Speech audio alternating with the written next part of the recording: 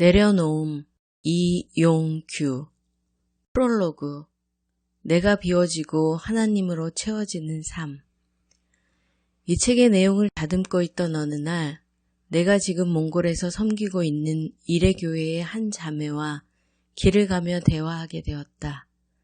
비너스라는 뜻의 이름을 가진 철몽 자매는 일어 일문학과 졸업생으로 일본 유학을 준비하고 있었다. 얼마 전 일본 유학의 꿈이 깨져서 힘들어하고 있다는 말을 전해 들었기에 지금 많이 힘들지 않느냐고 물었다.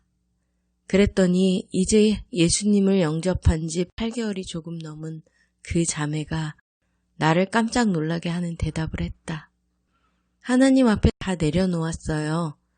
이제 처음부터 하나님께 다시 물으며 새로 시작할 거예요. 지난 몇 주간 하나님께 내려놓고 맡기는 삶에 대해 교인들에게 설교를 했는데 철몽은 그것을 삶에 적용하기 위해 애쓰고 있었던 것이다. 자매를 보면서 내 마음에 소망이 일어났다. 이제 막 신앙생활을 시작하는 사람까지도 하나님께 내려놓는 삶을 살 수 있다는 것을 알게 되었기 때문이다. 내려놓는 삶은 한마디로 온유함을 이루는 삶이다. 우리는 흔히 온유한 자를 미약하고 온순하며 저항하지 못하는 자로 이해한다. 그러나 예수님은 온유한 자이시건만 바리새인이나 성전 지도자들을 향해 강하게 꾸짖기도 하셨고 전통과 관습의 압박, 세상 유혹이나 권력자의 압력에 굴하지 않는 강인한 모습을 보이셨다. 이것이 진정한 온유한 자의 모습이다. 예수님은 산상수훈을 통해 예수님 자신의 성품을 대표하는 8가지 복된 성품을 나열하시면서 온유한 자가 복이 있으니 땅을 소유할 것이라고 말씀하신다. 온유의 그리스 원어는 통제된 힘이라는 함의를 가진다. 예를 들면 몽골에서 흔히 접할 수 있는 말의 경우 관광지에 있는 비루먹고 늙은 말이 힘없이 터벅터벅 걷는 모습이 아니라 유목민이 길들인 강인한 말이 날렵하게 달리는 모습을 연상하게 된다.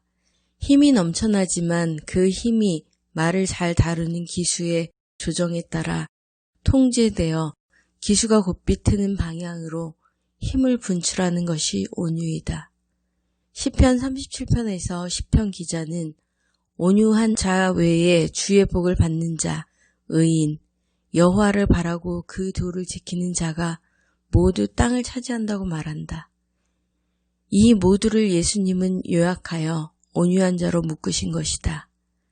내 속사람이 죽고 하나님의 거룩한 소원으로 채워져서 하나님이 원하시는 모습으로 살아가는 자가 곧 온유한 자이다. 따라서 하나님이 내 삶의 주인이 되실 때 내가 온유함의 성품을 덧입고 살아간다. 시편 37편 5절에서 너의 길을 여호와께 맡기라고 하는데 우리의 길을 하나님 앞에 내려놓을 때 우리는 온유함의 길을 걷게 된다. 여기에서 내려놓음은 나를 비우고 하나님께 맡기는 삶의 결단이다. 이렇게 내가 비워지고 하나님으로 채워가는 삶은 땅을 차지하는 삶이다. 여기서 땅을 구한다는 것은 하나님의 영역을 추구함으로 이해할 수 있다. 우리가 자신을 비우고 하나님의 뜻이 나를 주관할 때 우리 삶의 영역 가운데 하나님의 순결한 영이 부어지고 우리가 하나님의 축복의 통로로 쓰임받게 된다.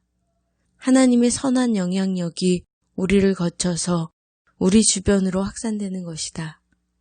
이렇게 하나님으로 채움받은 사람들을 통해 하나님께서 하나님 나라를 넓히시고 그분의 영역을 세상 가운데 확장시키신다. 영적 세계에서 비움은 채우기 위한 전제 조건이 된다. 우리가 우리의 것을 내려놓는 근극적인 이유는 하나님의 신령한 것으로 채우기 위해서이다. 내 속에 옛사람이 죽고 내 안에 그리스도가 살 때 비로소 진정한 성령의 능력이 나타나고 이 능력을 통해 죽은 영혼이 소생하고 하나님 나라가 확장될 것이다. 내 욕구와 계획과 자아를 하나님께 의탁할 때 하나님께서 그분의 영을 내 안에 부으시고 나로 주님 안에서 충만한 자로 세우셔서 내가 일하게 하신다. 이 글은 내 삶 가운데 역사하신 하나님을 증거하기 위한 것이다. 내 것을 내려놓게 된 과정과 그것을 내려놓은 이후에 나타난 하나님의 놀라운 역사하심에 대해 나누려고 한다. 이 글은 나의 경험이 공유되고 또 공감되는 장이 될 것이다. 내가 삶의 경험 가운데 누린 이 놀라운 진리의 많은 부분을 이미 많은 독자들도 체험해 왔을 것이다. 혹 어떤 독자는 이 글에서 언급된 항목 가운데 아직 내려놓지 않은 특정 부분 때문에 힘들어하고 있을지도 모른다. 한국 교회에서 또는 유학생들을 위한 수련회인 코스터에서 강의나 간증을 하면서 한 가지 경험한 것이 있다. 하나님의 음성을 듣고 그 말씀에 순종하며 사는 것에 대해 나눌 때 그것이 무엇인지 청중이 잘 이해하지 못하는 경우가 많다는 사실이다. 우리가 단순히 말씀을 듣는 것으로 끝내고 순종하지 않을 때 우리는 순종이 주는 유익 또한 경험하지 못할 것이다. 이 글에서 나는 하나님의 말씀을 듣고 순종했던 삶의 현장을 나눌 것이다. 특히 3부에 나오는 광야 일기는 당시의 기록을 그대로 담아 그때의 감정과 신앙 고백을 생생하게 전하고자 하였다. 나의 일회교회 설교에는 늘 그 주간의 내 삶이 예화로 등장한다. 삶으로 하는 설교는 설교자와 교인을 함께 성장시킨다. 나는 내가 일회교회의 교인들과 설교를 통해 만나는 것처럼 이 책의 독자들과 대화하고 싶다. 하지만 이 이야기 과정에서 나는 숨고 내 삶 속에서 일하시는 하나님만이 나타나기를 바란다. 내려놓음 이용규